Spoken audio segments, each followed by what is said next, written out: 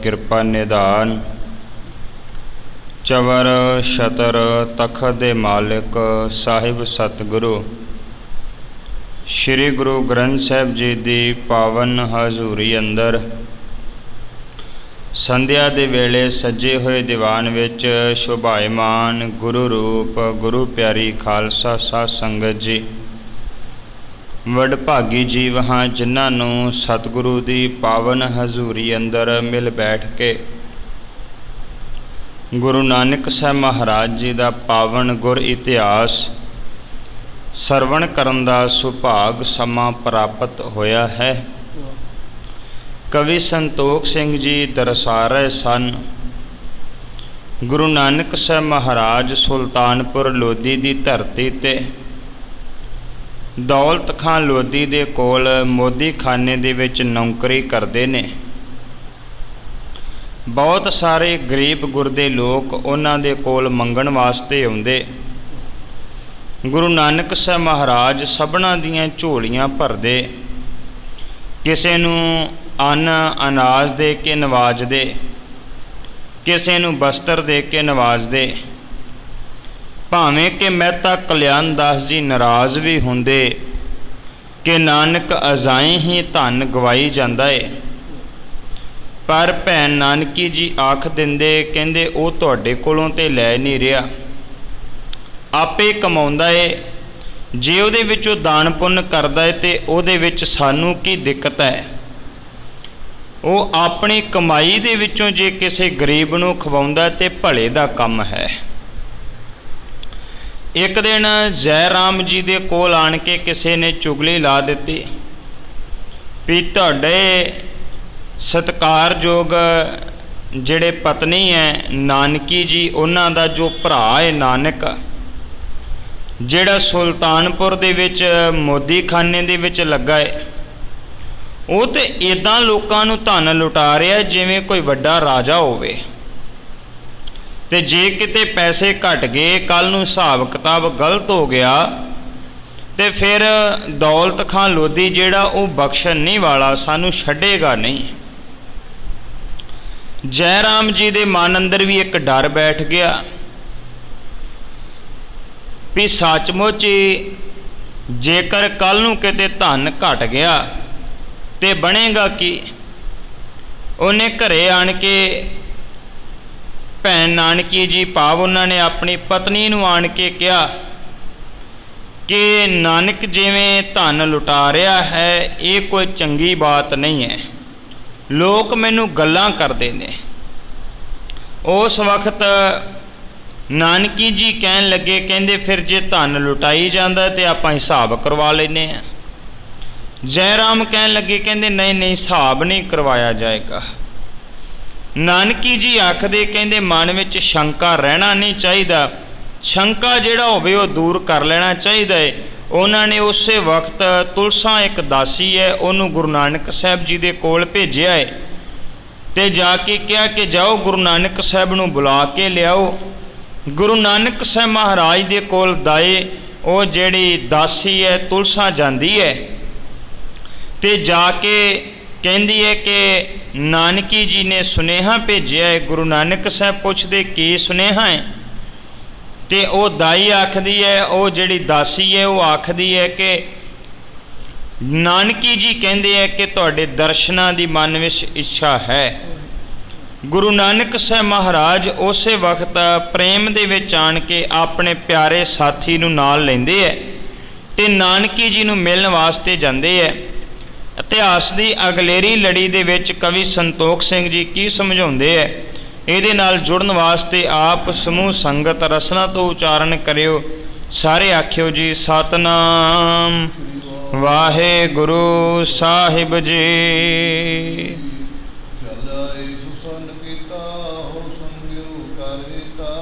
कहन लगे गुरु नानक साहब महाराज जी नानकी दा सुनेहा मिलिया है, जल्दी दे नाल दौड़े आउंदे है ते नानकी जी ने भी अगों बड़े प्यार दे नाल उन्हां नूं बिठाया है।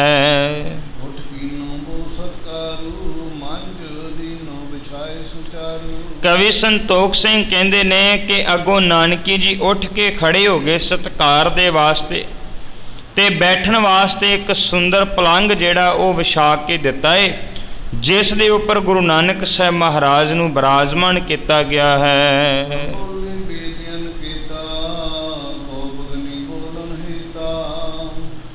ਫਿਰ ਗੁਰੂ ਨਾਨਕ ਸਾਹਿਬ ਮਹਾਰਾਜ ਆਪਣੇ ਮੁਖਾਰਬਿੰਦ ਤੋਂ ਬੋਲਦੇ ਹੈ। ਕੀ ਬੋਲਦੇ ਹੈ? ਗੁਰੂ ਨਾਨਕ ਸਾਹਿਬ ਮਹਾਰਾਜ ਕਹਿੰਦੇ, ਨਾਨਕੀ ਜੀ ਭਾਵ ਵੱਡੇ ਭੈਣ ਜੀ, ਕੋਈ ਖਾਸ ਕਾਰਨ ਹੈ ਜਿਸ ਦੇ ਲਈ ਤੁਸੀਂ ਮੈਨੂੰ ਸੱਦਾ ਭੇਜਿਆ, ਜਿਸ ਦੇ ਲਈ ਤੁਸੀਂ ਮੈਨੂੰ ਬੁਲਾਇਆ ਹੈ? ਨਾਨਕ ਜੀ ਕਹਿੰਦੇ ਹੈ ਕਿ ਭੈਣ ਜੀ ਤੁਸੀਂ ਸੁਨੇਹਾ ਭੇਜਿਆ, ਤੁਹਾਡਾ ਸੁਨੇਹਾ ਮੈਨੂੰ ਮਿਲਣ ਦੀ ਦੇਰ ਸੀ ਕਿ ਉਸੇ ਵਕਤ ਮੈਂ ਤੁਹਾਡਾ ਹੁਕਮ ਮੰਨ ਕੇ ਚੱਲਿਆ ਆਇਆ ਹਾਂ, ਦੌੜਿਆ ਆਇਆ ਹਾਂ। ਕਹਿਣ ਲੱਗੇ ਕਿ ਉਸ ਵਕਤ ਸਤਿਕਾਰਯੋਗ ਭੈਣ ਨਾਨਕੀ ਜੀ ਆਖਦੇ ਨੇ, ਕਹਿੰਦੇ ਭਰਾ ਜੀ ਤੁਹਾਡੇ ਦਰਸ਼ਨਾਂ ਦੀ ਮਨ ਵਿੱਚ ਲਾਲਸਾ ਸੀ, ਤਾਂ ਕਰਕੇ ਬੁਲਾਇਆ ਹੈ।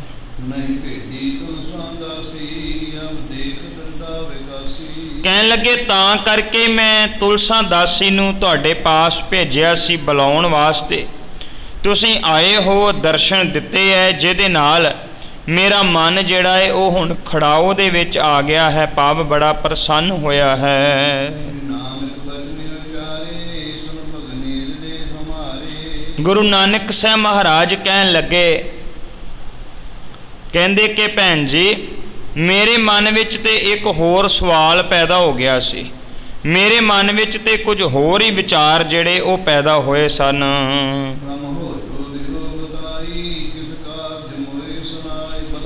ਕਹਿਣ ਲੱਗੇ ਕਿ ਤੁਸੀਂ ਦੱਸ ਦੇਣਾ ਕਰੋ ਕਿ ਕੋਈ ਨਾ ਕੋਈ ਕੰਮ ਤੇ ਹੋਵੇਗਾ, ਜਿਹੜੇ ਕੰਮ ਵਾਸਤੇ ਤੁਸੀਂ ਮੈਨੂੰ ਜਿਹੜਾ ਏ ਉਹ ਇੱਥੇ ਬੁਲਾਇਆ ਹੈ, ਮੈਨੂੰ ਸੱਦਿਆ ਹੈ। ਨਾਨਕੀ ਜੀ ਕਹਿਣ ਲੱਗੇ, ਕਹਿੰਦੇ ਭਰਾਤਾ ਸ਼੍ਰੀ ਸੱਚ ਹੈ ਕਿ ਤੁਸੀਂ ਤੇ ਅੰਤਰਜਾਮੀ ਹੋ, ਤੁਸੀਂ ਤੇ ਸਾਰਾ ਕੁਝ ਆਪੇ ਜਾਣਨ ਵਾਲੇ ਹੋ।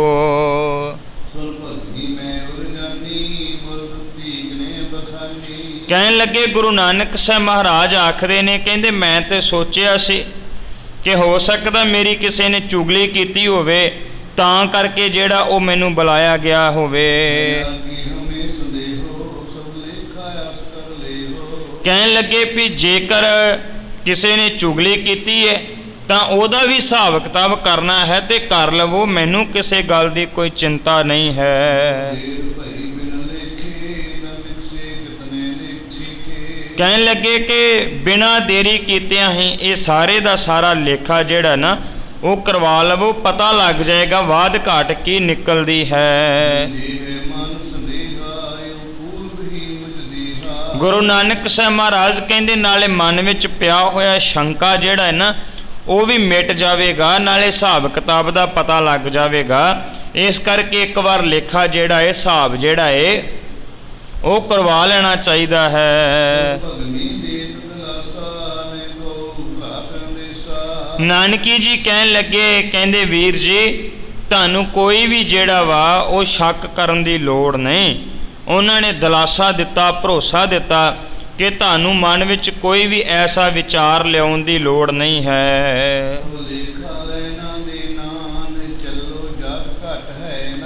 ਨਾਨਕੀ ਜੀ ਕਹਿਣ ਲੱਗੇ ਲੇਖਾ ਚੱਲਦਾ ਆਉਂਦਾ ਜਾਂਦਾ ਰਹਿੰਦਾ ਹੈ, ਕਦੇ ਆ ਗਿਆ ਕਦੇ ਚਲਾ ਗਿਆ, ਪੈਸੇ ਆਏ ਪੈਸੇ ਚਲੇ ਗਏ, ਪਰ ਮੈਨੂੰ ਇੱਕ ਗੱਲ ਦਾ ਯਕੀਨ ਹੈ, ਮੈਨੂੰ ਇੱਕ ਗੱਲ ਦਾ ਵਿਸ਼ਵਾਸ ਹੈ। ਕੀ ਵਿਸ਼ਵਾਸ ਹੈ ਨਾਨਕੀ ਜੀ ਦੇ ਮਨ ਵਿੱਚ? ਕਹਿੰਦੇ ਕਿ ਮੈਨੂੰ ਇਸ ਗੱਲ ਦਾ ਯਕੀਨ ਹੈ ਕਿ ਕਦੇ ਵੀ ਮੋਦੀ ਖਾਨੇ ਦਾ ਪੈਸਾ ਹਿਸਾਬ ਜਿਹੜਾ ਉਹ ਘਟਣ ਨਹੀਂ ਲੱਗਾ, ਇਹ ਹਮੇਸ਼ਾ ਜਿਹੜਾ ਵਧੇਗਾ ਜ਼ਰੂਰ।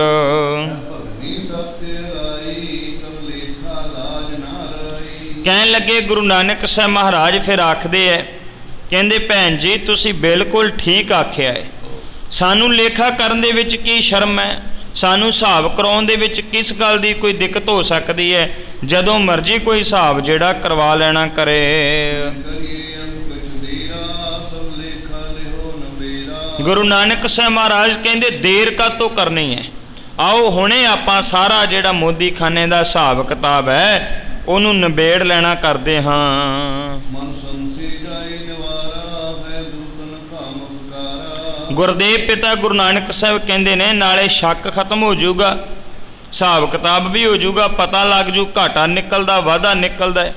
ਨਾਲੇ ਜਿਹੜੇ ਚੁਗਲਖੋਰ ਹੈ, ਚੁਗਲੀਆਂ ਕਰਨ ਵਾਲੇ, ਉਹਨਾਂ ਦਾ ਵੀ ਮੂੰਹ ਜਿਹੜਾ ਕਾਲਾ ਹੋ ਜਾਵੇਗਾ।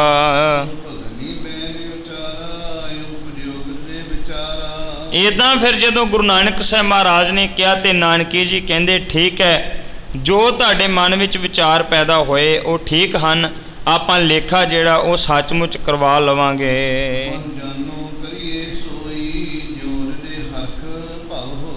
ਨਾਨਕੀ ਜੀ ਕਹਿਣ ਲੱਗੇ, ਕਹਿੰਦੇ ਹੁਣ ਜੋ ਮਨ ਵਿੱਚ ਆਇਆ ਹੈ ਨਾ, ਆਪਾਂ ਇਸ ਗੱਲ ਨੂੰ ਹੁਣ ਮੰਨ ਹੀ ਲੈਨੇ ਆ ਤਾਂ ਕਿ ਸਾਰਿਆਂ ਦੀ ਪ੍ਰਸੰਨਤਾ ਜਿਹੜੀ ਖੁਸ਼ੀ ਜਿਹੜੀ ਉਹ ਬਣੀ ਰਵੇ।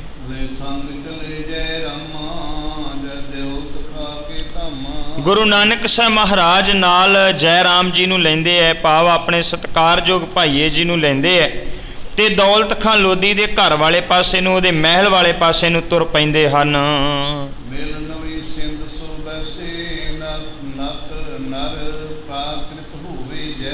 ਕਹਿਣ ਲੱਗੇ ਕਿ ਅਗਲੇ ਬੰਨੇ ਦੌਲਤ ਖਾਂ ਲੋਧੀ ਜਿਹੜਾ ਸੀ ਉਹਦਾ ਮੁੰਸ਼ੀ ਬੈਠਾ ਹੋਇਆ ਸੀ। ਫਿਰ ਮੁੰਸ਼ੀ ਦੇ ਨਾਲ ਜਿਹੜਾ ਹੈ ਉਹ ਹਿਸਾਬ ਕਿਤਾਬ ਜਿਹੜਾ ਹੈ ਨਾ ਉਹ ਹੋਣਾ ਸ਼ੁਰੂ ਹੁੰਦਾ ਹੈ। ਗੁਰੂ ਨਾਨਕ ਸਾਹਿਬ ਮਹਾਰਾਜ ਮੁੰਸ਼ੀ ਦੇ ਨਾਲ ਹਿਸਾਬ ਕਰਦੇ ਹਨ।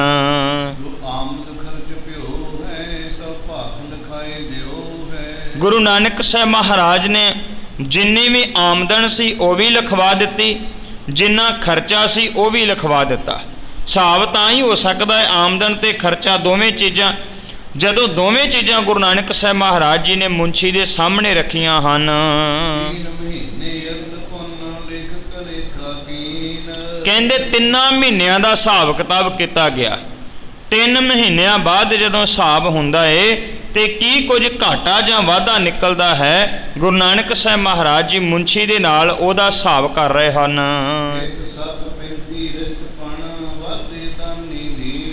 ਜਦੋਂ ਹਿਸਾਬ ਹੋਇਆ ਤੇ 135 ਰੁਪਏ ਜਿਹੜੇ ਹੈ ਉਹ ਗੁਰੂ ਨਾਨਕ ਸਾਹਿਬ ਮਹਾਰਾਜ ਜੀ ਦੇ ਵੱਧ ਗਏ। ਉਦੋਂ ਰਜਤਪਨ ਚੱਲਦੇ ਸੀ, ਉਹ ਰਜਤਪਨ 135 ਜਿਹੜੇ ਹੈ ਗੁਰੂ ਨਾਨਕ ਸਾਹਿਬ ਮਹਾਰਾਜ ਜੀ ਦਾ ਵਾਧਾ ਹੋਇਆ ਹੈ। ਕਹਿਣ ਲੱਗੇ ਸਤਿਗੁਰੂ ਗੁਰੂ ਨਾਨਕ ਸਾਹਿਬ ਮਹਾਰਾਜ ਜਿਨ੍ਹਾਂ ਦੇ ਸੁੰਦਰ ਨੇਤਰ ਹਨ, ਉਹਨਾਂ ਨੇ ਜਦੋਂ ਹਿਸਾਬ ਕੀਤਾ ਤੇ ਉਹਨਾਂ ਦਾ ਇਵੇਂ ਵਾਧਾ ਨਿਕਲ ਆਇਆ ਹੈ। ਕਹਿਣ ਲੱਗੇ ਜੈ ਰਾਮ ਜੀ ਜਿਹੜੇ ਸਨ, ਜਿਨ੍ਹਾਂ ਨੂੰ ਕਿਸੇ ਨੇ ਚੁਗਲੀ ਕੀਤੀ ਸੀ, ਉਹਨਾਂ ਮਨ ਵਿੱਚ ਵੀ ਸ਼ੱਕ ਪੈਦਾ ਹੋ ਗਿਆ ਸੀ। ਉਹ ਵੀ ਜਿਹੜੇ ਹਨ ਮਨ ਹੀ ਮਨ ਨਾਲੇ ਸ਼ਰਮਿੰਦਾ ਹੋ ਰਹੇ ਹਨ, ਨਾਲੇ ਖੁਸ਼ ਹੋ ਰਹੇ ਹਨ ਕਿ ਕਮ ਸੇ ਕਮ ਵਾਧਾ ਤੇ ਜਿਹੜਾ ਉਹ ਨਿਕਲਿਆ ਹੈ। ਇਸ ਗੱਲ ਦੀ ਬੜੀ ਖੁਸ਼ੀ ਹੈ। ਤੇ ਉਸੇ ਵਕਤ ਆਪਣੇ ਮਨ ਹੀ ਮਨ ਜਿਹੜਾ ਉਹ ਝੂਰਦਾ ਪਿਆ ਸੀ ਕਿ ਐਵੇਂ ਕਿਸੇ ਝੂਠੇ ਬੰਦੇ ਦੀਆਂ ਗੱਲਾਂ ਵਿੱਚ ਆਣ ਕੇ ਮੈਂ ਭਰਮ ਗਿਆ ਸਾਂ। ਫਿਰ ਸਾਰੇ ਜਾਣੇ ਘਰ ਵਾਪਸ ਆ ਜਾਂਦੇ ਹਨ। ਜੈ ਰਾਮ ਜੀ ਵੀ ਗੁਰੂ ਨਾਨਕ ਸਾਹਿਬ ਮਹਾਰਾਜ ਆਣ ਕੇ ਤੇ ਘਰ ਦੇ ਵਿੱਚ ਪਲੰਘ ਦੇ ਉੱਪਰ ਜਿਹੜਾ ਉਹ ਬੈਠ ਜਾਂਦੇ ਹਨ, ਬਿਰਾਜਮਾਨ ਹੋ ਜਾਂਦੇ ਹਨ।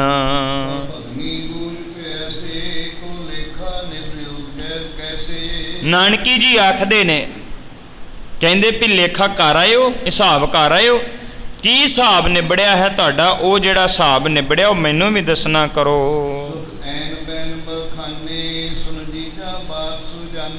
ਉਸ ਵਕਤ ਗੁਰੂ ਨਾਨਕ ਸਾਹਿਬ ਮਹਾਰਾਜ ਸੁੱਖਾਂ ਦੇ ਦਾਤੇ ਜਿਹੜੇ ਸੰਸਾਰ ਨੂੰ ਸੁੱਖ ਦੇਣ ਵਾਸਤੇ ਆਏ ਸਨ, ਆਪਣੇ ਪਾਵਨ ਮੁਖਾਰ ਬਿੰਦ ਤੋਂ ਬਚਨ ਕਰਦੇ ਐ। ਕਹਿੰਦੇ ਨੇ ਭੈਣ ਜੀ ਹਿਸਾਬ ਕੀ ਹੋਇਆ ਕੀ ਨਹੀਂ ਹੋਇਆ, ਇਹ ਸਾਰਾ ਹਿਸਾਬ ਜੀਜਾ ਜੀ ਦੇ ਸਾਹਮਣੇ, ਭਾਵ ਜੈ ਰਾਮ ਜੀ ਦੇ ਸਾਹਮਣੇ ਹੋਇਆ ਏ। ਤੁਸੀਂ ਇਹਨਾਂ ਨੂੰ ਹੀ ਪੁੱਛ ਲੈਣਾ ਕਰੋ, ਇਹਨਾਂ ਨੂੰ ਸਾਰੀ ਗੱਲ ਦਾ ਪਤਾ ਹੈ। ਨਾਲ ਹੀ ਗੁਰੂ ਨਾਨਕ ਸਾਹਿਬ ਮਹਾਰਾਜ ਕਹਿਣ ਲੱਗੇ ਹਨ, ਕਹਿੰਦੇ ਕਿ ਆਹ ਮੋਦੀ ਖਾਨੇ ਦਾ ਹਿਸਾਬ ਕਿਤਾਬ ਜਿਹੜਾ ਉਹ ਤੁਸੀਂ ਲੈ ਲੈਣਾ ਕਰੋ। ਹੁਣ ਮੇਰਾ ਇਸ ਮੋਦੀ ਖਾਨੇ ਦੇ ਵਿੱਚ ਗੁਜ਼ਾਰਾ ਜਿਹੜਾ ਉਹ ਨਹੀਂ ਹੋਵੇਗਾ।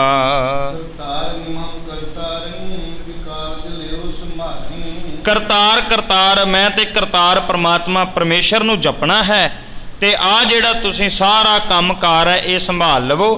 ਤੁਹਾਡੇ ਕੰਮ ਦੇ ਵਿੱਚ ਵੀ ਕਰਤਾਰ ਜਿਹੜਾ ਉਹ ਆਪੇ ਸਹਾਇਤਾ ਕਰੇਗਾ।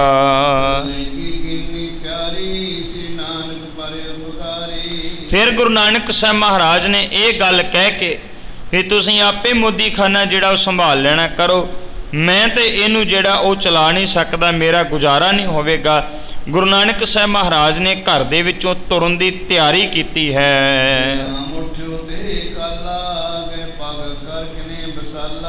ਉਸੇ ਵਕਤ ਜੈ ਰਾਮ ਜੀ ਜਿਹੜੇ ਆ ਉਹ ਖੜੇ ਹੋ ਜਾਂਦੇ ਹੈ ਤੇ ਉੱਠ ਕੇ ਗੁਰੂ ਨਾਨਕ ਸਾਹਿਬ ਮਹਾਰਾਜ ਜੀ ਦੇ ਚਰਨ ਪਕੜ ਕੇ ਬੇਨਤੀਆਂ ਕਰਨੀਆਂ ਜਿਹੜੀਆਂ ਸ਼ੁਰੂ ਕਰਦੇ ਹਨ।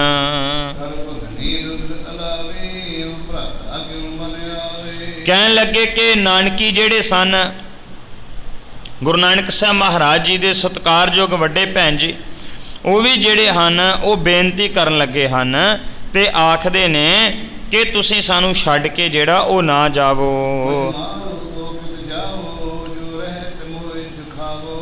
ਜੇ ਤੁਸੀਂ ਜਾਣਾ ਹੀ ਹੈ ਤੇ ਸਾਨੂੰ ਜੀਂਦਿਆਂ ਨੂੰ ਕਿਉਂ ਮਾਰਦੇ ਪਏ ਹੋ, ਮੈਨੂੰ ਉੱਦਾਂ ਹੀ ਮਾਰ ਦੇਣਾ ਕਰੋ, ਮੈਂ ਤੁਹਾਡੇ ਤੋਂ ਬਿਨਾਂ ਤੁਹਾਡੇ ਵਿਛੋੜੇ ਦੇ ਵਿੱਚ ਨਹੀਂ ਰਹਿ ਸਕਾਂਗੀ, ਇਸ ਕਰਕੇ ਤੁਸੀਂ ਜਿਹੜਾ ਉਹ ਰੁਕ ਜਾਣਾ ਕਰੋ। ਕਹਿਣ ਲੱਗੇ ਤੁਸੀਂ ਤੇ ਪਾਰੇ ਉਪਕਾਰੀ ਸੁਭਾਅ ਵਾਲੇ ਹੋ, ਤੁਸੀਂ ਤੇ ਔਗਣ ਜਿਹੜੇ ਕਿਸੇ ਦੇ ਚਿਤਾਰਦੇ ਨਹੀਂ ਹੋ, ਤੇ ਅਸੀਂ ਜਿਹੜੇ ਹਾਂ ਉਹ ਬਹੁਤ ਸਾਰੇ ਔਗਣਾਂ ਦੇ ਨਾਲ ਭਰੇ ਹੋਏ ਹਾਂ।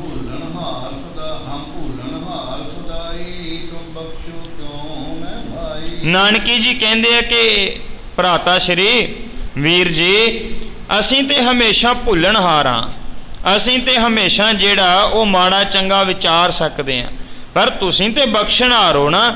ਜੇ ਸਾਡੇ ਕੋਲੋਂ ਗਲਤੀ ਹੋ ਗਈ, ਜੇ ਅਸੀਂ ਕਿਸੇ ਝੂਠੇ ਬੰਦੇ ਦੀਆਂ ਗੱਲਾਂ ਵਿੱਚ ਆ ਗਏ, ਅਸੀਂ ਤੁਹਾਡੇ ਤੇ ਕੋਈ ਸ਼ੱਕ ਕੀਤਾ, ਜਾ ਕੇ ਮੋਦੀਖਾਨੇ ਦਾ ਹਿਸਾਬ ਹੋ ਗਿਆ, ਤੇ ਸਾਨੂੰ ਹੁਣ ਖਿਮਾ ਕਰ ਦੇਣੀ ਕਰੋ, ਮਾफ़ ਕਰ ਦੇਣੀ ਕਰੋ। ਇਹਦੇ ਵਿੱਚ ਸਾਡਾ ਕੀ ਕਸੂਰ ਹੈ? ਤੁਸੀਂ ਤੇ ਬਖਸ਼ਣਹਾਰ ਹੋ, ਜੇ ਸਾਡੀ ਕੋਈ ਗਲਤੀ ਹੋਈ ਹੈ ਤਾਂ।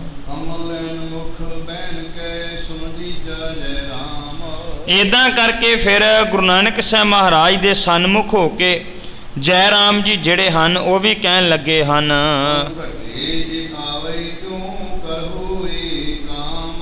ਕਹਿਣ ਲੱਗੇ ਜੈ ਰਾਮ ਜੀ ਕਹਿੰਦੇ ਨੇ ਵੀ ਜੇ ਹੁਣ ਕਿਤੇ ਮੋਦੀਖਾਨੇ ਵਿੱਚ ਘਾਟਾ ਵੀ ਪੈ ਜਾਵੇਗਾ ਨਾ, ਤੇ ਮੈਨੂੰ ਇਸ ਗੱਲ ਦੀ ਵੀ ਕੋਈ ਪਰਵਾਹ ਨਹੀਂ ਹੋਏਗੀ, ਮੈਂ ਆਪੇ ਉਹ ਸਾਰਾ ਖਰਚ ਜਿਹੜਾ ਪੂਰਾ ਕਰ ਦਿਆ ਕਰਾਂਗਾ।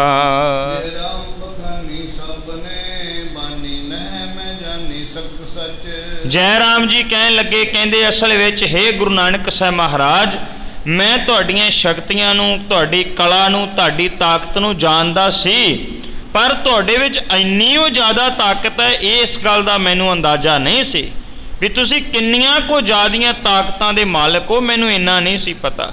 ਇਸ ਕਰਕੇ ਜੋ ਕੁਝ ਹੋਇਆ ਅਣਜਾਣ ਪੁਣੇ ਵਿੱਚ ਹੋ ਗਿਆ ਹੈ। ਕਹਿਣ ਲੱਗੇ ਹੁਣ ਮੈਂ ਤੁਹਾਡੀ ਸਾਰੀ ਤਾਕਤ ਨੂੰ ਜਾਣ ਗਿਆ ਹਾਂ, ਤੁਸੀਂ ਸਾਰਾ ਕੁਝ ਕਰਨ ਹਾਰੋ, ਇਸ ਕਰਕੇ ਜੋ ਕੁਝ ਪਿੱਛੇ ਹੋਇਆ ਉਹਦੇ ਵਾਸਤੇ ਖਿਮਾ ਕਰ ਦੇਵੋ।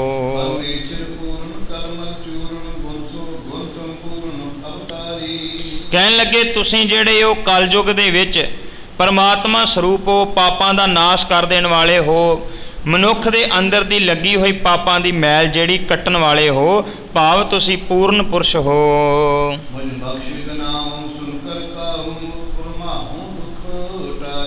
ਕਹਿਣ ਲੱਗੇ ਕਿ ਤੁਸੀਂ ਦੁੱਖਾਂ ਦਾ ਨਾਸ਼ ਕਰਨ ਵਾਲੇ ਹੋ, ਮੇਰਾ ਮਨ ਜਿਹੜਾ ਭੁਲੇਖੇ ਵਿੱਚ ਪੈ ਗਿਆ ਸੀ, ਹੁਣ ਮੈਨੂੰ ਕਿਰਪਾ ਕਰਕੇ ਜਿਹੜਾ ਉਹ ਬਖਸ਼ ਦੇਣਾ ਕਰੋ।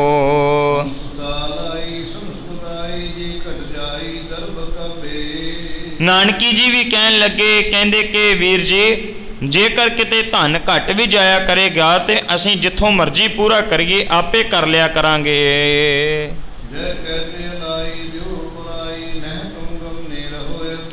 ਕਹਿਣ ਲੱਗੇ ਕਿ ਤੁਸੀਂ ਕਿਰਪਾ ਕਰਕੇ ਜਿਹੜਾ ਇੱਥੇ ਰਹੋ, ਤੁਸੀਂ ਕਿਤੇ ਵੀ ਜਾਣਾ ਨਹੀਂ ਹੈ, ਅਸੀਂ ਅੱਗੇ ਵਾਸਤੇ ਤੁਹਾਨੂੰ ਕੋਈ ਵੀ ਐਸਾ ਬਚਨ ਜਿਹੜਾ ਉਹ ਨਹੀਂ ਕਹਾਂਗੇ।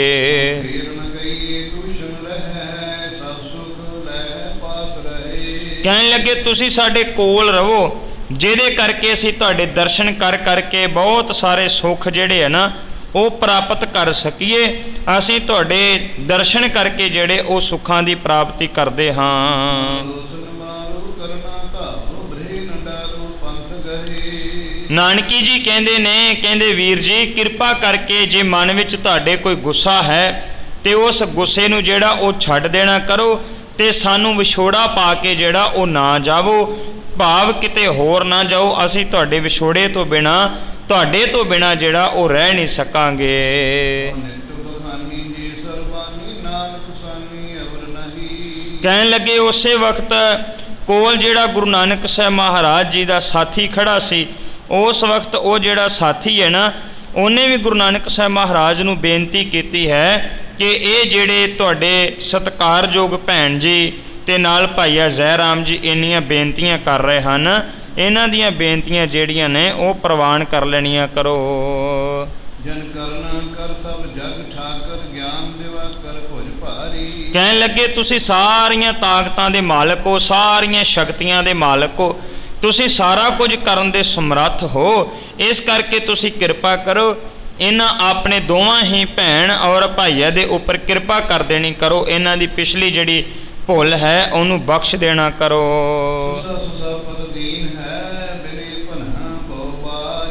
ਦੂਸਰੇ ਪਾਸੇ ਸਤਿਕਾਰਯੋਗ ਭੈਣ ਨਾਨਕੀ ਜੀ, ਭਾਈਆ ਜ਼ੈ ਰਾਮ ਜੀ ਜਿਹੜੇ ਸਨ, ਉਹ ਵੀ ਨਿਮਰਤਾ ਦੇ ਨਾਲ ਗੁਰੂ ਨਾਨਕ ਸਾਹਿਬ ਮਹਾਰਾਜ ਦੇ ਅੱਗੇ ਬੇਨਤੀਆਂ ਕਰ ਰਹੇ ਸਨ।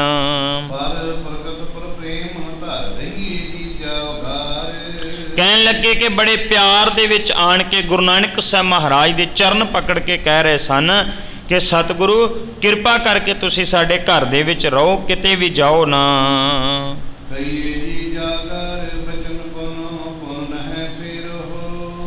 ਕਹਿਣ ਲੱਗੇ ਕਿ ਬਾਰ-ਬਾਰ ਬੇਨਤੀਆਂ ਕਰ ਰਹੇ ਸਨ ਕਿ ਤੁਸੀਂ ਸਾਡੇ ਘਰ ਦੇ ਵਿੱਚ ਰਹੋ, ਕਿਧਰੇ ਵੀ ਨਾ ਜਾਓ, ਸਾਨੂੰ ਜਿਹੜਾ ਹੈ ਉਹ ਆਪਣੇ ਦਰਸ਼ਨ ਜਿਹੜੇ ਉਹ ਬਖਸ਼ਿਸ਼ ਕਰਦੇ ਰਹੋ। ਕਹਿੰਦੇ ਕਿ ਇੱਦਾਂ ਕਰਕੇ ਫਿਰ ਬੇਨਤੀਆਂ ਕਰ ਰਹੇ ਸਨ, ਕਿਰਪਾ ਕਰੋ ਸਾਡੇ ਜਿਹੜੇ ਹਨ ਉਹ ਭੁੱਲ ਨੂੰ ਬਖਸ਼ਿਸ਼ ਕਰਕੇ ਸਾਨੂੰ ਦਰਸ਼ਨ ਜਿਹੜੇ ਉਹ ਬਖਸ਼ਿਸ਼ ਕਰਦੇ ਰਹੋ।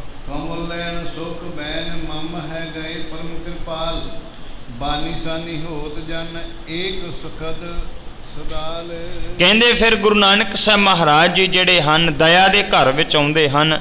ਦਇਆ ਵਾਲੇ ਸਤਿਗੁਰੂ ਸੁੱਖਾਂ ਦੇ ਦਾਤੇ ਜਿਹੜੇ ਸਨ, ਗੁਰੂ ਨਾਨਕ ਸਾਹਿਬ ਮਹਾਰਾਜ ਜੀ ਆਪਣੇ ਮੁਖਾਰ ਬਿੰਦ ਤੋਂ ਬੋਲਦੇ ਹਨ। ਬੋਲੇ ਸੁਖ ਦਸਾਲ ਭਿਓ ਵਾਲੇ ਬਾਹ ਤੇਰਾ, ਕਬੇ ਨ ਹੋਊ ਭਾਏ ਲਖੋ ਇਸ ਬਿਦ ਮਤ ਮੇਰਾ। ਕਹਿਣ ਲੱਗੇ ਕਿ ਇਸ ਪ੍ਰਕਾਰ ਦੇ ਨਾਲ ਗੁਰੂ ਨਾਨਕ ਸਾਹਿਬ ਮਹਾਰਾਜ ਜੀ ਨੂੰ ਜਦੋਂ ਬਾਰ-ਬਾਰ ਜਿਹੜੀ ਬੇਨਤੀ ਕੀਤੀ ਜਾ ਰਹੀ ਸੀ, ਫਿਰ ਸਤਿਗੁਰੂ ਗੁਰੂ ਨਾਨਕ ਸਾਹਿਬ ਮਹਾਰਾਜ ਜੀ ਜਿਹੜੇ ਸਨ ਉਹ ਦਇਆ ਦੇ ਘਰ ਵਿੱਚ ਆਣ ਕੇ ਤਰੁੱਠਦੇ ਹਨ। ਆਸ ਕੈ ਇਸ ਬਿਤ ਪੁਨ ਕਰ ਦੀਨਾ, ਦਾਤ ਦਿਆਲੂ ਵੇਖੇ ਦਰਸ਼ਨ ਦੁਖ ਰਹੇ, ਜਨ ਦਾਤਾ ਸੂਬ ਸਾਲ। ਕਵੀ ਸੰਤੋਖ ਸਿੰਘ ਜੀ ਕਹਿੰਦੇ ਨੇ ਫਿਰ ਸੁੱਖਾਂ ਦੇ ਦਾਤੇ ਗੁਰੂ ਨਾਨਕ ਸਾਹਿਬ ਮਹਾਰਾਜ ਜੀ ਜਿਹੜੇ ਸਨ ਉਹ ਘਰ ਦੇ ਵਿੱਚ ਰੁਕ ਜਾਂਦੇ ਹਨ ਤੇ ਸਤਿਕਾਰਯੋਗ ਭੈਣ ਨਾਨਕੀ ਜ਼ੈ ਰਾਮ ਜੀ ਜਿਹੜੇ ਸਨ ਉਹ ਗੁਰੂ ਨਾਨਕ ਸਾਹਿਬ ਮਹਾਰਾਜ ਜੀ ਦੇ ਦਰਸ਼ਨ ਦਿਦਾਰੇ ਕਰ ਰਹੇ ਸਨ। ਕਹਿਣ ਲੱਗੇ ਦੋਵੇਂ ਜਾਣੇ ਪਤੀ ਤੇ ਪਤਨੀ ਨਾਨਕੀ ਜੀ ਤੇ ਜ਼ੈ ਰਾਮ ਜੀ ਜਿਹੜੇ ਸਨ ਬੜੇ ਪ੍ਰੇਮ ਦੇ ਵਿੱਚ ਆਣ ਕੇ ਆਪਣੇ ਮੁਖ ਤੋਂ ਕਹਿ ਰਹੇ ਸਨ,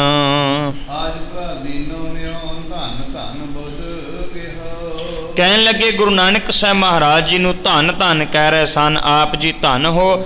ਤੇ ਕਹਿ ਰਹੇ ਸਨ ਨਾਨਕੀ ਜੀ ਕਿ ਇੱਕ ਵਾਰ ਸਾਨੂੰ ਦੁਬਾਰਾ ਤੋਂ ਫਿਰ ਆਪਣਾ ਭਰਾ ਜਿਹੜਾ ਉਹ ਮਿਲ ਗਿਆ ਹੈ।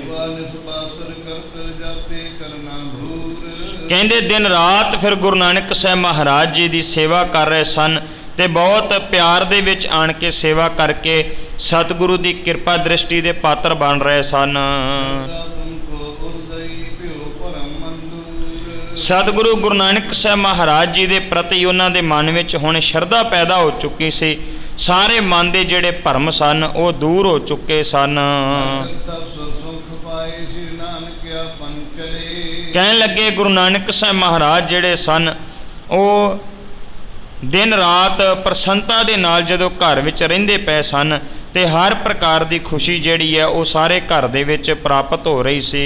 ਮੰਦ ਮੰਦ ਗਤ ਜਾਏ ਕਉ ਜਾਵਤ ਬਲਿਹਾਰਨੇ। ਕਹਿੰਦੇ ਕਵੀ ਸੰਤੋਖ ਸਿੰਘ ਕਹਿੰਦੇ ਮੈਂ ਵੀ ਗੁਰੂ ਨਾਨਕ ਸਾਹਿਬ ਮਹਾਰਾਜ ਤੋਂ ਬਲਿਹਾਰ ਜਾਂਦਾ ਹਾਂ, ਮੈਂ ਉਹਨਾਂ ਤੋਂ ਕੁਰਬਾਨ ਜਾਂਦਾ ਹਾਂ, ਜਿਸ ਪ੍ਰਕਾਰ ਦੇ ਨਾਲ ਨਾਨਕੀ ਜੀ ਤੇ ਜੈ ਰਾਮ ਜੀ ਜਾ ਰਹੇ ਸਨ।